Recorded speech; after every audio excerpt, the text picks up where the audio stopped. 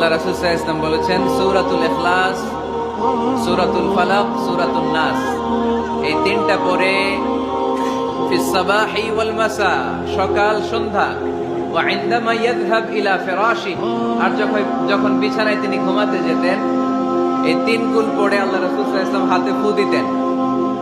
আর ওই ফু দেয়া হাতটা মাথা থেকে মুছতে মুছতে পা পর্যন্ত মুছতেন। It's a protection from a lord, এটা আমাদের রবের পক্ষ থেকে একটা প্রোটেকশন। সুবহানাল্লাহ পড়েন। We should take this protection every day at morning and evening. শয়তানের ওয়াসওয়াসা থেকে, জিন ভূতের আসর থেকে বাঁচার জন্য এই প্রোটেকশন আমাদের নেওয়া দরকার। আমাদের আদরের কচি কাঁচা সোনামণিরা যারা আছে তাদেরকেও, বাচ্চাদেরকেও জিন ভূত ডিস্টার্ব করে কি করে না?